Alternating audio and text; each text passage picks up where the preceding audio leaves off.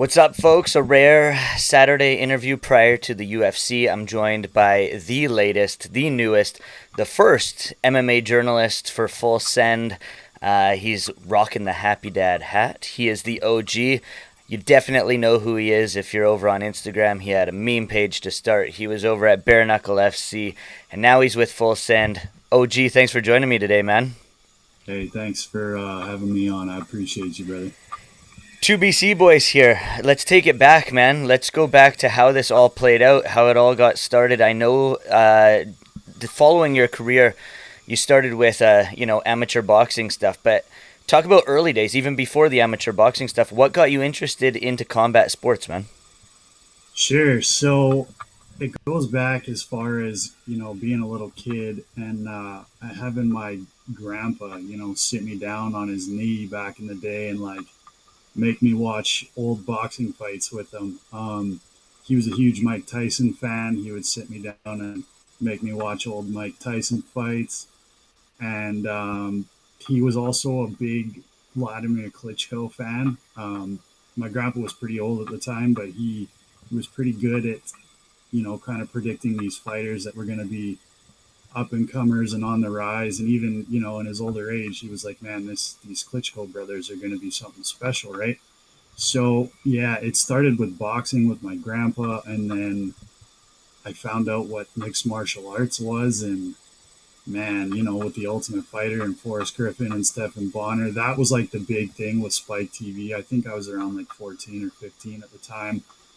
That got me super interested, but at the same time, I was still watching with like Chuck Liddell and Tito Ortiz back in the day. And from then on, I was hooked. I went back and I researched the old UFCs. I watched any sort of footage I could, the old Pride Fighting Championships as well. And man, it just became one of those hobbies that turned into like an obsession. I would consistently online looking up what's happening now, looking at old fights, just anything I can to do with mixed martial arts and combat sports. And then, as we said, you dove into the amateur boxing stuff. How old were you when you picked up boxing, and talk about getting into the ring for the first time and sort of the nerves behind that, man? Does it feel the same as, heading onto the red carpet, talking to these fighters? Were the nerves sort of the same kind of thing? Yeah, it's really funny that you bring that up because I see a lot of people in the comment sections going, yeah, he was an amateur boxer for 10 years, but he couldn't see that slap coming and this and that. Listen, man, it doesn't matter how long you fought for or trained for, you know what I mean? It's Nate Diaz. It's a whole different animal. But yeah, dude, I started around the age of 16. I played, sports all my life. I played basketball in the high school basketball team, grade 8 through 12, but I just got sick of playing team sports. I wanted something that I could do to challenge myself and kind of scare myself, you know what I mean? Because when I was 16, man, I was like 130 pounds soaking wet. And then eventually I grew up a little bit. I think my first fight I had I might have been 132 pounds. And then I ended up moving to 147 and 154 as well. I'd had about 20 amateur fights, but yeah, dude, it's for anybody that's never experienced it, it's something that I don't know, I say everybody should get into a fight once in their life just to know what it's like. I think it really lets you know something about yourself that you wouldn't normally understand. It lets you kind of think, hey, do I have this fight or flight response? Do I have the ability to do this? And just what is it like to not have anybody else there to back you up other than yourself? Because once you step in between those ropes, or once if you're fighting MMA, once that cage door shuts, there's nobody else there. It's you and the guy standing across from you, and it's a very, very humbling experience. Definitely is. Yeah, I've trained jiu-jitsu for the last, I can't even remember, since 2006. I'm a brown belt now, took a few years off. Did you ever want to dabble in other combat sports, like that full MMA gambit, or was it always boxing? 100%. I'd always told myself later on, in my 20s when I was boxing, I was like, damn, if MMA would have been a little bit bigger when I had started boxing, I 100% would have started MMA. At the time when I was like 16, there were way more boxing gyms, and MMA gyms were few and far between. I think Revolution was like the one big gym we had around here, but that was really the only MMA gym that was, I guess, on the rise out here in Langley at the time.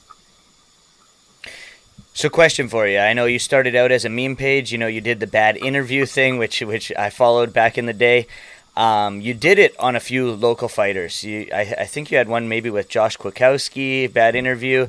Why did you never want to sort of dabble in the local scene before moving on and progressing like your MMA journey, the interviews and whatnot, and cover it media wise on the local scene since you knew these guys already?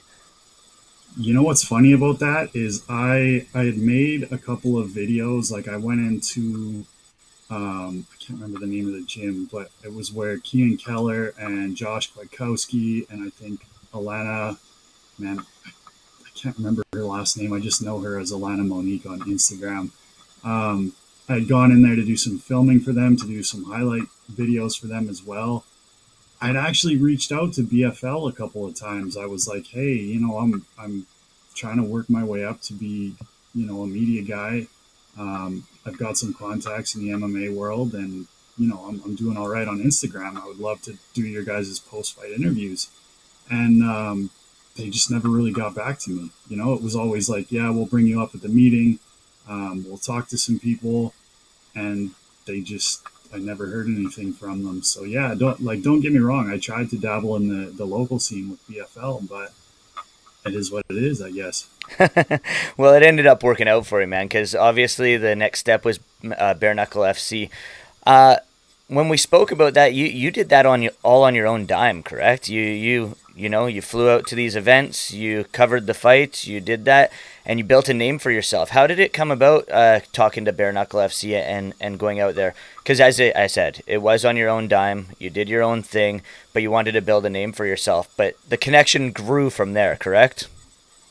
Yeah, so it was about a year that I was, I had a buddy that sponsored my flights, one of my best friends, and man, I owe him the world for that. He would pay for my flights.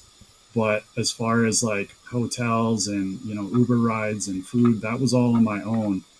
And how it came up with Bare Knuckle FC was there was an energy drink company at the time called Tiger Life Energy. Um, and one of their guys had messaged me on Instagram because Tiger Life Energy was sponsoring Bare Knuckle FC at the time. And we had randomly come into contact on Instagram. I think I'd posted a video of Mark Coleman. And coincidentally, Mark Coleman was going to be at a Bare Knuckle FC event that weekend because he was cornering one of their fighters, a heavyweight named Josh Burns. So I got in contact with this guy from Tiger Life, and we sort of just shot the shit, became buddies over Instagram. And he said, hey, bro, I see what you're doing. I like what you're doing. Why don't you come over to Bare Knuckle FC and, try and interview some of these guys, because there's nobody that's really covering this sport right now, and it's kind of blowing up. He's like, there's a couple of guys, but they have nowhere near the following and the interaction that you have. And then coincidentally, he set me up with Josh Burns, the guy who had Mark Coleman in his corner and was going to be fighting. He's like, here's your first interview. So I did that interview, and then I just, kept the ball rolling from there. It was like people saw me interview with him, and they're like, hey, this guy wants to interview Bare Knuckle. He's got a pretty decent following. Maybe I can get on with him as well. And yeah, man. And then I just started going to the shows on my own dime and I started to come in contact with more fighters, meet them face to face. I kept becoming a frequent face at the events. Eventually everybody got to know me. And yeah, I was able to get on with them, which was really cool. 10 minutes deep, man, and we haven't even touched on Full Send. We're there now. It all came about. It's huge. Obviously, it was a contest they ran.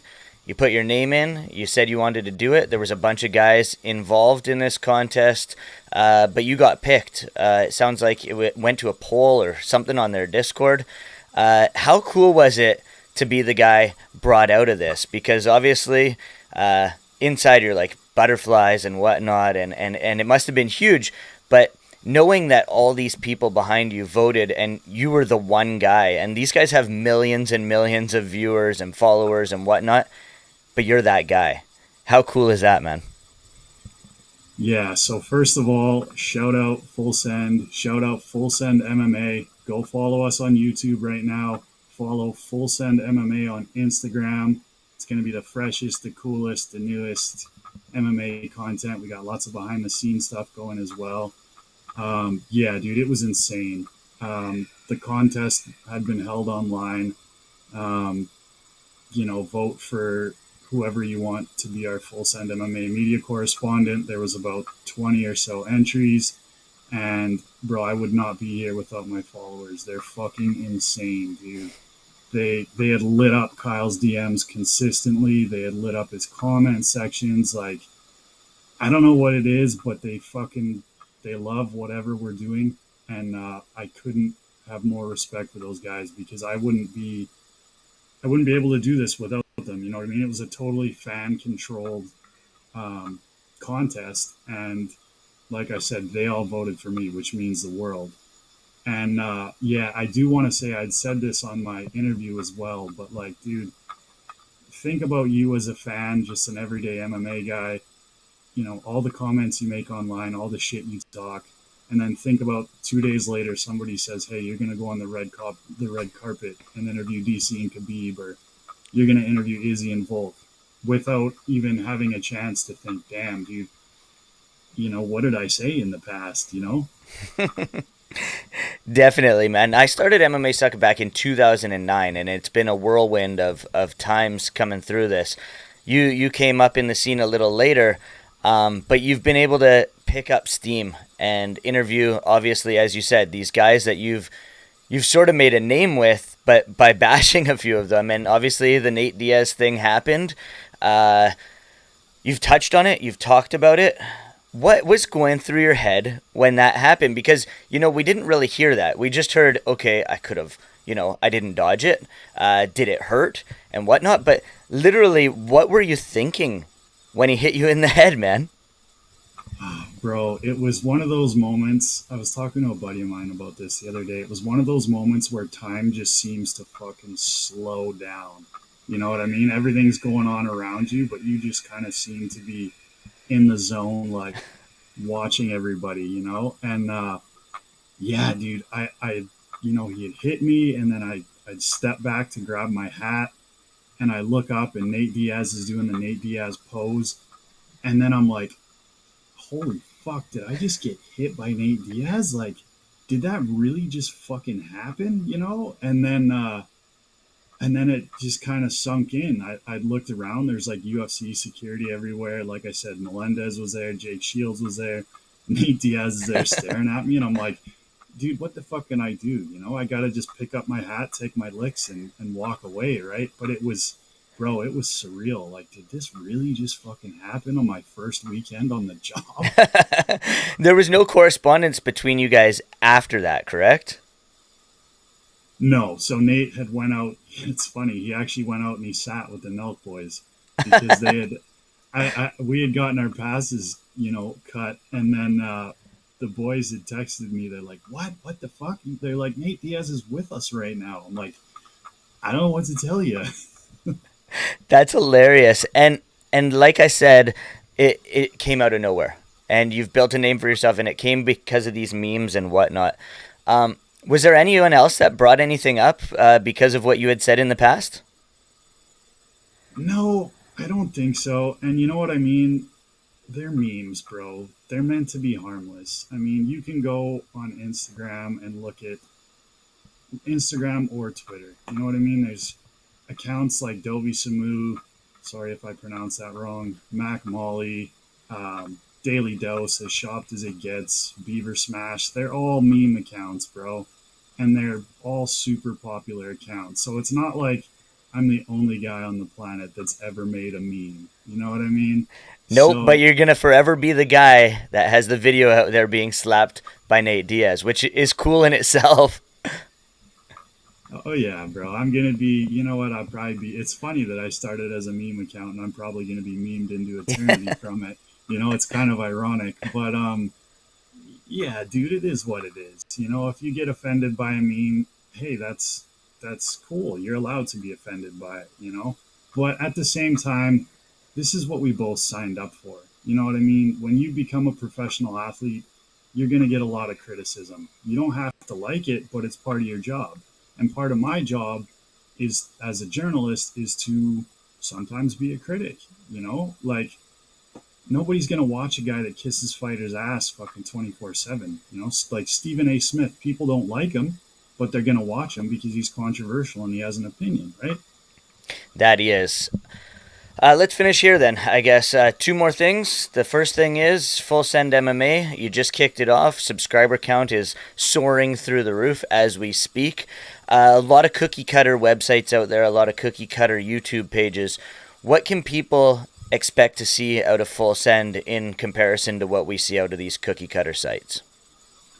Listen, with Full Send MMA, we're gonna completely change the game. So what we're gonna do is like, I mean, you look at a guy like myself. I'm not the suit and tie guy. I'm trying to be the guy that's at least relatable to the everyday fan. So that's what you're going to see in our interviews. You're going to see different interactions with me and the fighters. We're going to have a lot of behind the scenes content. We did a vlog of the whole weekend at UFC 276. We did a lot of fan interactions as well. So if you see me, on the scene with a microphone and you're a fan of Full Send MMA, hey, come up and see me, say what up. We might put you in the vlog as well. And I think our biggest thing is just to be first. We want to get these interviews out quickly, and we want to be the guys that you're going to go to for your MMA information.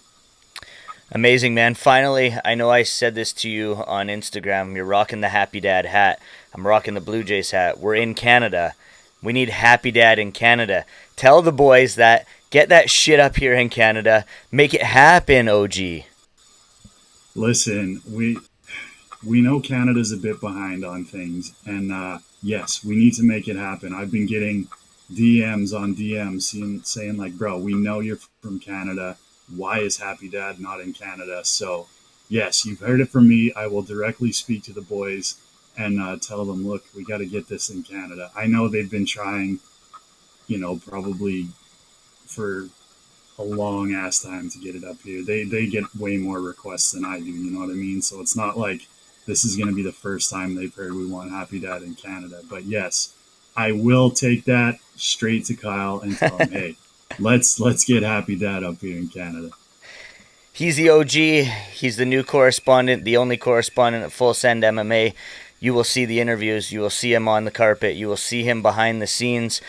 As you said earlier, you can follow them on YouTube, follow them on Twitter, everywhere. Just let them know again where they can find you, man.